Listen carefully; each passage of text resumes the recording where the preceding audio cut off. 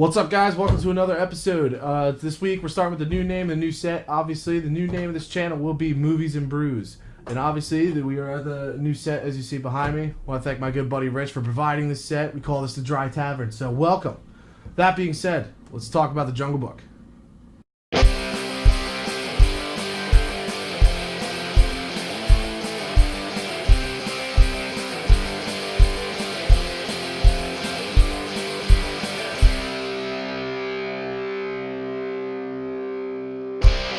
Okay, so The Jungle Book is a new adaptation slash reimagining of the original Disney animated feature that came out in maybe the 60s or 70s. I'm not really sure. I haven't seen it in a long time. But first off, the CGI in this movie is absolutely breathtaking. I got duped into seeing it in 3D, which I'm not really big on. I don't go for that gimmick. It's just an extra couple dollars that you don't really need to spend, and I never do it. But anyway, I got sucked into seeing it. And you forget that it's a 3D movie because it doesn't have that jarring effect that most 3Ds have. This movie was made to be in 3D.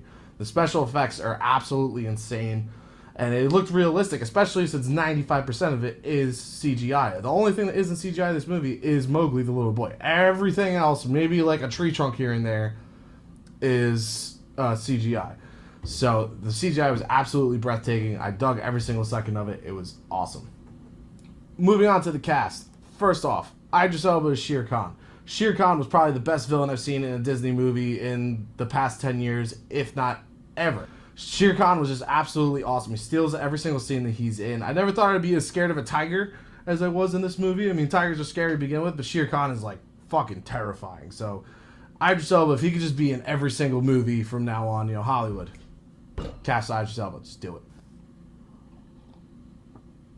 Neel Sethi, the little boy that plays Mowgli. 9 times out of 10, when it comes to a kid actor in a movie, I just can't stand them. Kid actors are annoying as fuck.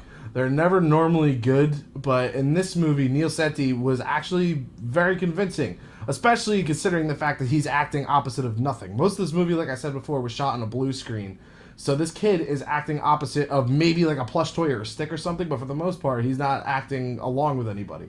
So for a kid, and this is his second movie, by the way. He's only done a short film back in 2013, and the kid is only 10 years old. So for a 10-year-old kid who's done a half a movie before, this kid absolutely killed it, and I'm really excited to see what he does in the future. Out of all the cast and all the characters in this movie, there were really no gripes that I had besides one, and that is Scarlett Johansson as Kaa the Snake. Not to take anything away from her character. Kaa was a very interesting character, and Scarlett Johansson does a fine job. I just felt that she was very underutilized because her scene is only maybe about 5, maybe 6 minutes long. And to have a big A-list actress like Scarlett Johansson in this cast, I felt like they could have utilized her character a little bit more than they did, because Scarlett Johansson it didn't have to be her. It could have been any other female actress doing the voice of Kaa, and it would have been just as effective as they conveyed here. But not taking anything away from her, because it was still a fine job. Kaa was a very cool character. I just wish that they had used her a tiny bit more. I don't have many negatives about this movie to begin with, but if I had to say one, it would be that the music in this movie seems a bit misplaced.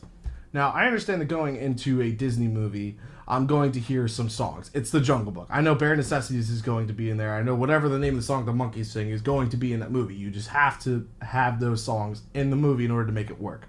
However, I don't feel that waiting over an hour into a movie to introduce one song is a good idea. I much would have preferred if in the beginning of the movie there was a bit of an exposition song, kind of like the Circle of Life in the original Lion King, to let you know, hey, there's music in this movie, rather than waiting over half of the movie and then pop up and just have animals start singing with a little boy and hey, it's a musical now. All right, so at the end of the day, did I enjoy The Jungle Book? Yes. Did it pay tribute to the original? Yes. Did it put its own stamp on the Jungle Book franchise? Yes, it did.